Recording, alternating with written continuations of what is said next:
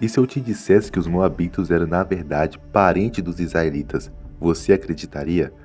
A história bíblica de hoje irá falar sobre os moabitas, especificamente sobre Moabe, segundo a própria Bíblia Sagrada, o homem que deu origem ao povo inimigo de Israel.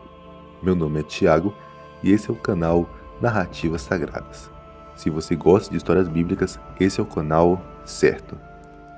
Após a destruição da cidade de Sodoma e Gomorra, Ló fugiu com as suas 2 filhas e se refugiou em uma caverna nas montanhas. As filhas, acreditando que eram as últimas pessoas na terra, tiveram relações com o pai, e dessa união nasceram 2 filhos, Moabe e Ben-Ami, que respectivamente deu origem aos Moabitas e Amonitas. Ló era sobrinho de Abraão, logo Moabe faz parte sim do mesmo sangue do patriarca Abraão, já explicando o parentesco entre os povos. Mas a história está apenas começando.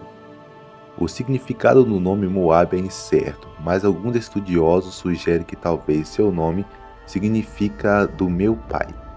Caso isso esteja correto, este nome então faria referência à forma com que Moabe foi concebido, mas não há nenhuma comprovação disto. A partir do texto de Gênesis 19, esse nome é utilizado para designar o território e o povo de Moabe, isto é, os Moabitas. Os Moabitas durante muito tempo experimentou certa prosperidade. Eles conseguiram se espalhar pelo Planalto e ainda conquistar vários povos, expandindo-se ao norte. Quando ocorreu o êxodo do povo de Israel do Egito, os Moabitas já eram designados como um povo poderoso, conforme em Êxodo 15, versículo 15. A relação entre os israelitas e os moabitas é registrada por várias passagens bíblicas. A Bíblia fala de período de convivência amigável, intercâmbio econômico e cultural entre os 2 povos. Em certa ocasião, Moisés foi impedido pelo próprio Senhor de atacar os moabitas, que naquele período desfrutaram da proteção do Senhor. Mas os moabitas, assim como também os amonitas, foram duramente reprovados por Deus por terem se levantado contra Israel.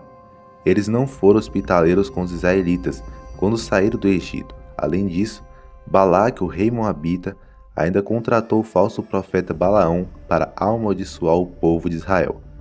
Quando o reino se dividiu após a morte de Salomão, os moabitas conseguiram conquistar sua independência, mas pouco depois, durante o reinado de Onri, pai de Acabe, Moabe foi novamente subjugado por Israel. Depois da morte do rei Acabe, mais uma vez os moabitas se revoltaram e conseguiram se libertar do jugo de Israel.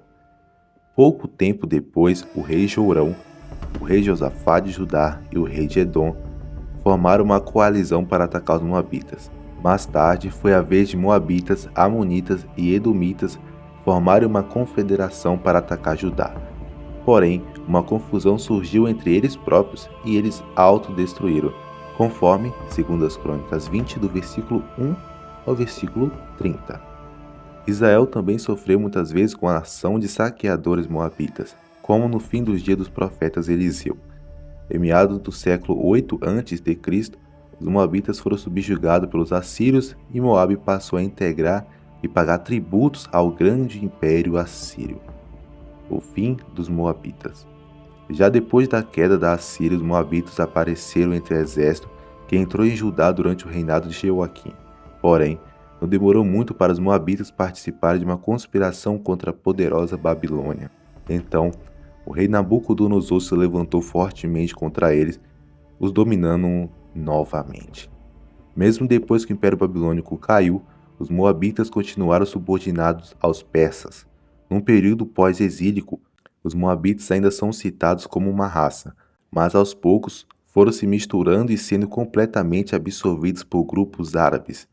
Tudo o que ocorreu contra Moabe, até sua completa destruição, foi anunciado pelos profetas do Senhor, que são Isaías, Jeremias, Ezequiel, Amós, Sofanias e etc. E essa é a história dos moabitas. Você já conhecia? Nos conte o que você achou sobre mais essa narrativa sagrada. Aproveite e aprofunde seu conhecimento bíblico conosco e desvende os mistérios por trás das narrativas bíblicas. Adquira agora o nosso livro e embarque em uma jornada enriquecedora através das histórias e da fé. estará no primeiro comentário fixado. Que Deus abençoe e até a próxima.